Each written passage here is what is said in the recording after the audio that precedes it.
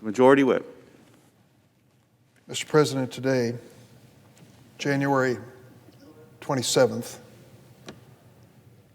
marks an anniversary, in a way, of an event that occurred in this chamber 3 weeks ago. An event on January 6th, which some of us will never forget. We're in the midst of preparing for an impeachment trial of President Donald Trump for any responsibility that he bears for that day's events. Some have said we shouldn't do that. We shouldn't have an impeachment trial. The former UN ambassador and governor of South Carolina, Nikki Haley, said in an interview on Fox television, it's time for America to get over it. Get over it. She's not the only one who's expressed that point of view. I was in the airport in Chicago last week in a waiting area to get on a plane when someone seated nearby said, "Hey, Senator, get over it. Let this president ride off into the sunset." Those were his words. Get over it. It's hard to get over it if you lived it. And many of us in this chamber did. Last night there was a vote as to whether we should go forward with the impeachment.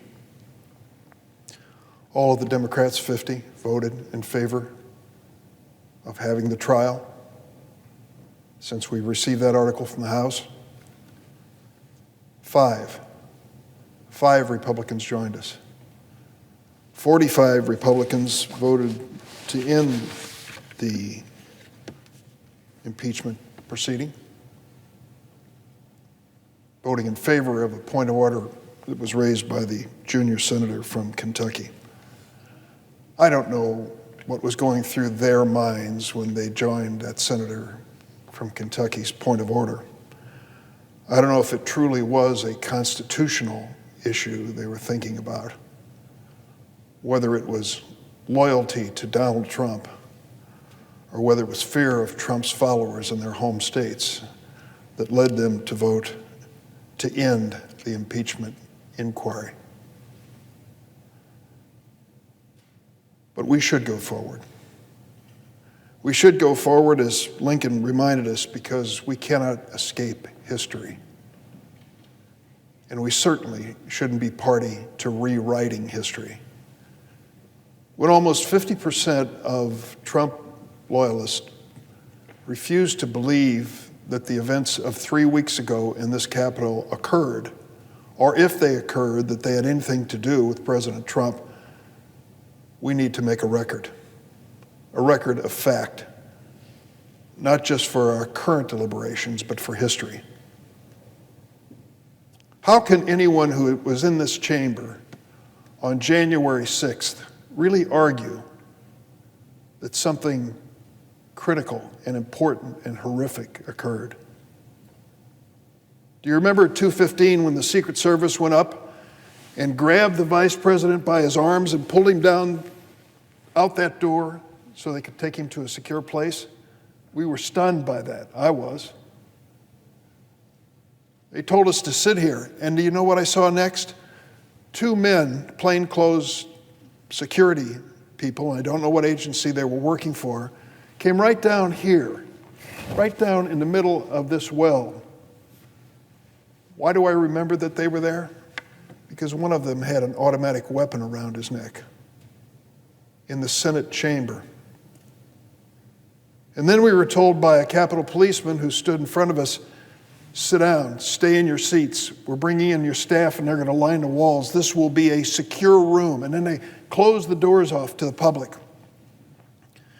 And we sat here for a few minutes, and then the same policeman said, "Leave, evacuate, quickly, out the doors." The crowd, the mob, was advancing and getting closer to the Senate chamber. We went out the back corridor and down the steps, and as you go down the steps, there's a window that looks out on the sidewalk near the Capitol building, and I saw this mob coming at us with Trump flags and American flags and signs coming right at us. We hurried down those steps and through the long tunnel to, we hoped, a safe location in one of the office buildings nearby. I'll never forget it. Do the 45 senators who voted against the impeachment trial last night still remember it? I certainly hope they do. And I certainly hope they can recall as they watch the videotapes, the mountain of videotapes of what happened that day. And of course, I hope we all remember what the Capitol Police went through. For those who say they love law and order, take a look at what they went through when this mob came after them. They were beaten. One gave his life, and we can never forget it. So how did this come about? Was this just a spontaneous gathering of people who decided to come to Capitol Hill? Far from it. The President of the United States, Donald Trump, requested his followers to come to Washington on January 6th. Why did he pick January 6th? Because the Constitution says that is the day when Congress will count the electoral votes and determine who will be the next president. And because President Trump refused to accept the reality of his loss on November the 3rd and continued in every imaginable way to try to change the numbers coming out of states like Georgia, he called his followers to Washington on that day and held a rally on the Ellipse. We have a tape of that rally, and it should be part of the record as to what this president said to his followers who had gathered on that day, how his rhetoric inflamed them. We can see it. It's a matter of record. And then he pointed to the Capitol building, this building, and told them to come up here. Why? Because we were in the process of counting the electoral votes, which would finally and constitutionally announce that he had lost the election. It was his last desperate gasp to keep the White House, even at the expense of the Constitution and reality.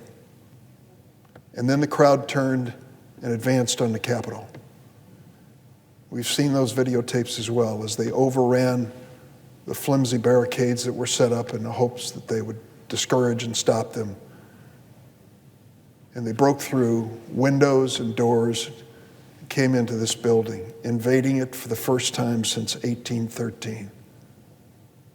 It was 1813 when the British forces came into this building, burned it as an invasion. Well, this was a new invasion, an invasion by those who were either inspired by this president or for whatever political reasons decided to try to stop this government. It's the first time that's ever happened since 1813. I'll never forget it. And I'm sorry to say that the 45 senators who said, stop the investigation and stop the impeachment, may not have as clear a memory as I do. Mr. President, each year we have a commemoration of George Washington's farewell address, and a different member of the Senate is asked to read it on the floor of the Senate. I'll have to tell you, honestly, I don't come to the floor or listen carefully. It doesn't have the impact it once had. It's a commemoration which is honorific, but doesn't have the real power to create a memory. Doug Jones was a former senator from Alabama, and he said, on Martin Luther King's birthday or nearby, we should all come to the floor to hear a reading of King's letter from a Birmingham jail. I think that's appropriate, that's good. How will we remember and commemorate January 6th? Maybe it's too soon to think about that. But how can we forget what happened that day? How can we possibly get over it. I don't want to get over it. I want to face it squarely and honestly with the facts. History demands it of us. Those of us who are honored to serve in this chamber bear a responsibility to keep the facts alive, not let those who wish to ignore them or rewrite history have the last word. We now have a responsibility to go forward with this impeachment trial, to make a record and decide as a United States Senate. We owe it to the people we represent, that's for sure. But more important, we owe it to future generations to show them just how fragile a democracy can be when a mob turns on the United States Capitol and tries to stop the business of this government. The good news is this. If there's any source of elation, it's this. We returned to the Capitol that same day, January 6th, and finished our business counting the electoral vote. In the early hours of the morning of January 7th, Joseph Biden was announced the winner of the presidency. And just 2 weeks later to the day, he was sworn in as President of the United States. Our democracy survived this mob that came forward in an insurrection against our government. And we are now in the beginning of the second week of the Biden presidency. He has spoken to the American people and told them we are going to come together, we're going to unify. Bless him for doing that. We owe him this opportunity. We owe it to our country. I yield the floor.